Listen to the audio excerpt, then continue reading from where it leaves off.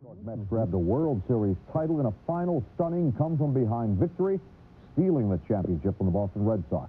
And today, as the champagne celebration wore off, the boys of summer were treated to another well-earned tribute, one that said tons of paper showering down on Broadway. David Diaz was among the millions caught in that blizzard. It has always been a unique spectacle when the city showers its affection on those whose deeds have reached heroic proportions. All of it magnified and amplified by the narrow canyons of Lower Broadway. Today's heroes had not been victorious in war, nor made a giant step for mankind, but they had prevailed and had become the champions of all of baseball. And since they are New York's own, they could travel the route of all those who had been larger than life. Greatest moment of our career right here. Fantastic. Unbelievable. I mean, I can't believe it. Feel super. Can't feel better. The affection and the appreciation was courtesy of all those whose lives had somehow been enriched by what these men playing a boy's game had done.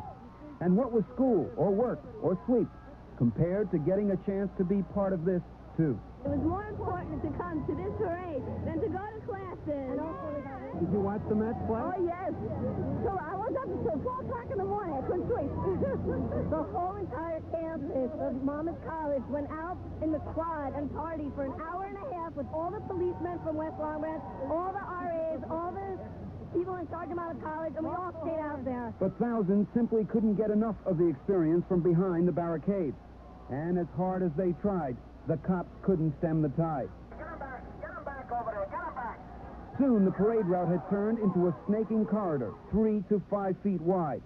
And in the surging and pushing, 21 people, including 2 kids, several older persons, and 6 cops had been injured. David Diaz, News 4, Manhattan. The police say most of the injuries were minor. One person fell from a first-floor perch on the parade route. Another person was hospitalized with chest pains. The Mets were not the only ones to ride up Broadway in force. An army of New York City police officers tried to make the parade go smoothly. 2,100 cops were assigned to protect the Mets and contain the crowd. Some people became rambunctious, and several cars were vandalized, including one belonging to the wife of Bronx Democratic boss Stanley Friedman. It was not easy to contain a crowd of more than 2 million eager fans. I don't think we expected that many people.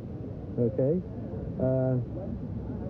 We could have brought out 28,000, and we still would have had a problem, because there just was not enough room. Chief Hernandez knew that space problem very well. His driver saw the energetic crowd moving in on the parade route. Hernandez's car almost looked like a contender for the Indianapolis 500, and the cops looked like they were training for a marathon. Police say the fans behaved themselves considering today's huge gathering. There were only 8 arrests. The huge parade was just the first part of a New York City celebration that carried the amazing Mets straight to City Hall for a little more adulation. Tony Guida reports. Now, ladies and gentlemen, here are the 1986 World Championship New York Mets. City Hall Plaza rang with the joyful noise of thousands of Mets fans jubilant over this heart-stopping come-from-the-depths victory, and more than willing to celebrate it by stealing a day off from school or other labors. Some danced precariously in City Hall's second-story window. Others perched in trees. All waited patiently for the parade to pass them by, so to speak, so the ceremonies could begin. And finally, after some had been waiting 5 hours, their patience wore thin. Finally, Mayor Koch took the podium. He knows nothing of baseball, but he does know when a crowd wants no part of politicians, and cut his speech short. The Mets made of the city of New York a small town with love and affection. Governor Cuomo also sensed possible political suicide in the situation. Cuomo, the former baseball player, spoke of courage. The whole state of New York is very, very proud of this team for teaching us lessons about courage and coming from behind, for doing it the way New York has always done it. The players appeared still dazzled by their victory or their celebration or both.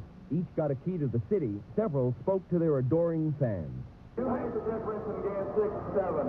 Boston couldn't handle the Mets fans. 10 plays apart.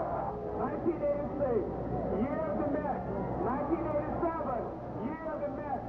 1988, year of the Mets. Tony Guida, News 4, New York. Besides the key to the